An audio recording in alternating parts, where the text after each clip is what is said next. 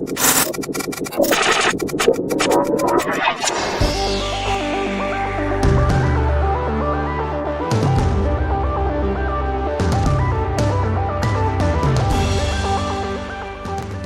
morning everyone and welcome to the HR Congress podcast. My name is Ben Churchhouse and I'm joined by a very special guest today, Mr. Volker Jacobs, CEO and co-founder of STR People. Volker has worked with both US and European consulting companies before starting his own HR management consulting business that he eventually sold to CEB. There he held a senior management position with global responsibility for HR consulting and HR technology before co-founding STR People. He works with CHROs and heads of HR on strategy, innovation and the digitalization of HR.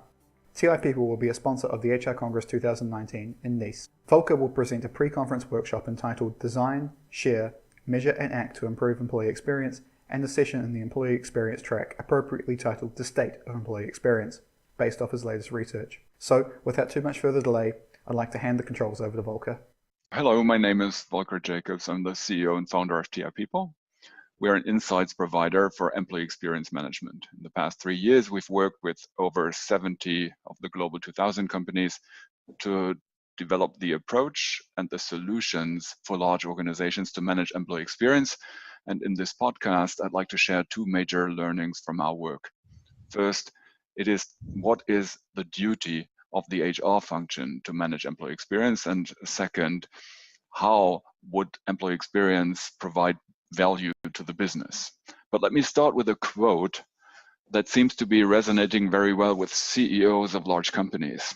In fact, 9 out of 10 CEOs of Global 2000 companies agree to it. The quote is by Richard Branson, who is certainly famous for many things, but mainly for creating an intriguing brand, for marketing and for unconditional customer focus. What Richard says is, customers do not come first. Employees come first. If you take care of your employees, they will take care of your customers. As mentioned, this quote resonates with 9 out of 10 CEOs of Global 2000 companies. And the tool set to really take care of your employees is the employee experience management. It is very likely, in fact, again, 90% probability that CEOs will give a mandate to the HR function to set up an employee experience management. This directly brings me to my first topic for today. What is the duty of HR? For 15 years now, progressive CEOs have been relying on their marketing, sales, and service teams to manage the outside customer experience, the CX, quite successfully. Now, they aim to internalize the CX success in their organizations as employee experience, EX. They hand over the task to the natural go-to function, which is HR. Yet the sheer scope of EX, which is defined as the sum of all experiences of managers, employees, candidates, alumni, and freelancers with a company, goes far beyond what HR is overseeing. Plus, HR comes with the legacy of not being recognized by business as a value-adding function, a perfect vicious circle. EX is a viable opportunity for HR to add business value, yet to seize this opportunity, HR needs to involve business and other support functions. But because it has failed to deliver business value in the past, HR has a hard time attracting the business to jump onto the EX bandwagon. The conventional approach to overcoming that vicious circle is, we call it too small or too big. To tackle this vicious circle problem, HR often limits its EX focus on the HR function itself, or even worse, on the user experience with new HR IT systems. The function either applies design thinking methods, in best case involving customers in hackathons or similar interactive formats, or it evaluates EX by applying HR measurement methods like onboarding pulse checks or exit surveys. This approach is falling short. The other conventional reaction of HR, a bold claim to own the entire EX space from workplace to job and culture. That reaction may seem impressive for the moment, but in the end, it won't deliver results. And it ultimately adds to the legacy burden. EX becomes the next HR initiative without business outcomes. The key data point to getting to a solution is 42% and 78%. Let me explain. The best data to prove conventional approaches wrong, it is the number of HR customers' touch points and who owns them. Some background. Experience forms in journeys and not in processes. It occurs at touch points. Touch points are defined as interactions at a point in time in a context with a goal visible to customer and company. Some of these encounters are emotionally loaded with disproportionate impact on engagement. We define them as moments of truth. When we co-created with 30 companies, we defined 17 HR journeys, defining the HR space, with a total of 285 touch points. 62 of them are moments of truth. And here's the trick. Of all these touch points, 42% are not owned by the HR function, but are owned by business managers. And even 78% of the moments of truth are not HR owned, but business manager owned. Hence, successful EX will remain an illusion for HR if the business is not involved. Now that we've seen what the conventional approaches are, how they fail and why, let's turn to the better approach.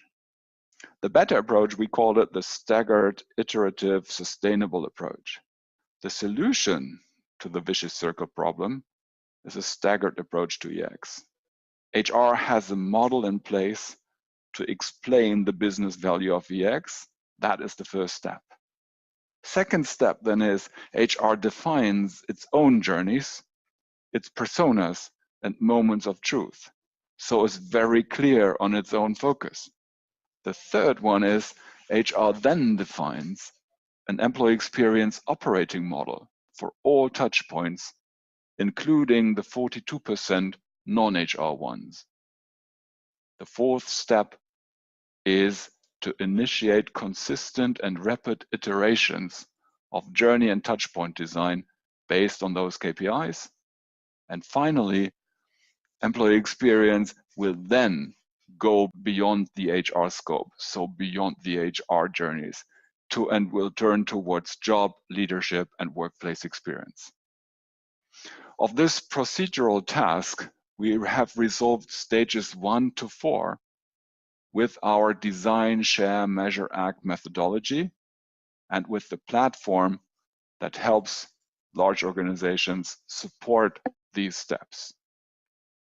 Let me now turn to the second point. Once HR has defined its focus and knows what its duties are in managing the employee experience, as said, the first step is that in HR, we're having a model in place to explain the business value of employee experience management.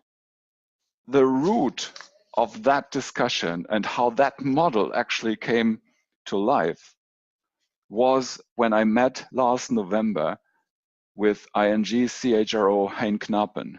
Hein has been awarded EMEA CHRO of the Year Award for Sustainable Workforce Management. And Hein and I were discussing employee experience and how to best manage it. Hein asked me how employee experience relates to engagement and to McKinsey's Organizational Health Index, a KPI that ING uses to manage its performance. I told him that we had worked for the last 2.5 years on how to manage employee experience at scale in large organizations. I told him about our co-creation, that we had co-created solutions to common pain points with more than 30 companies. I also explained to him the comprehensive methodology that resulted, the design, share, measure, act methodology that I referred to earlier in this podcast, coming along with an online platform and everything else. Hein is a very kind man, and he seemed impressed. But then he made this one point. He told me and repeated it in front of our customers in a customer meeting. If there's one thing that I learned as a CHRO, it is that everything HR does has to have a clear line of sight to business results. In other words, Hein rightfully wanted us to explain what the business value of employee experience is. So here we go. The model of employee experience management is a business value tree. You can think of a tree that has a very generic layer of business value levers, which basically says business value defined as a return on invested capital, with the invested capital part grayed out for the moment, that simply equals increasing net profit by increasing revenue and decreasing cost. It's as simple as that. Now the question is, what do we do with our design, share, measure, act methodology to manage the employee experience so that profit goes up and cost goes down? The most important part of the answer to that question is that employee experience ultimately creates two things. First, an engaging experience at moments that matter. And second, an effortless experience of HR. Moments that matter are emotionally loaded moments with disproportionate impact on employee engagement. With engagement now being defined as discretionary effort and a higher intent to stay with the company, it increases work productivity, which equals discretionary effort, and it increases the retention, the intent to stay. Ultimately, work productivity and retention are the revenue levers of our generic business value tree. The other part, the second part, the effortless experience of HR, is something that consumers happily get used to. Netflix makes it effortless to find the next movie to watch. With Amazon, it's effortless to buy things. Compared to these effortless experiences in their private lives, consumers' experiences with HR services in their professional life are very different. Employees, managers, and HR professionals spend too much time with non-value-adding activities. This threatens the engagement of employees, but more importantly, the business value of effortless experiences takes an undesired path. If HR can create effortless experiences at all touch points of HR customers in HR journeys, the manager time, the employee time, and HR staff time spent on HR activities will go down. That improves the work productivity of managers and employees by up to 3%, which in return frees up time to generate revenue. One of the companies we are working with puts their EX initiative under the motto, giving 1 million hours back to employees and managers each year. Moreover, effortless experiences decrease the HR function cost as less HR staff is involved in compensating for a lack of effortlessness. Finally, effortless experiences at touchpoints that are supported by new cloud-based HRIT systems will improve the end-user adoption of these systems. A massive impact. 26% of the total investment in new cloud HRIT is at risk due to lower than expected end-user adoption of these systems, mainly because the experience with the new systems are not as effortless as they could be. In total, employee experience does have a clear line of sight to business outcomes. Hence, it is important not to miss this opportunity for HR to provide value to the business. We better get it right this time. That's why we will share more details after research that we are currently running. Thank you, Volker, and thank you everyone for listening to the podcast today. Please make sure you subscribe for further updates. And of course, if you have any suggestions, thoughts or comments, we'd be really glad to hear your feedback, and please feel free to get in touch with us. But thank you again for listening, and we'll look forward to having you with us next time.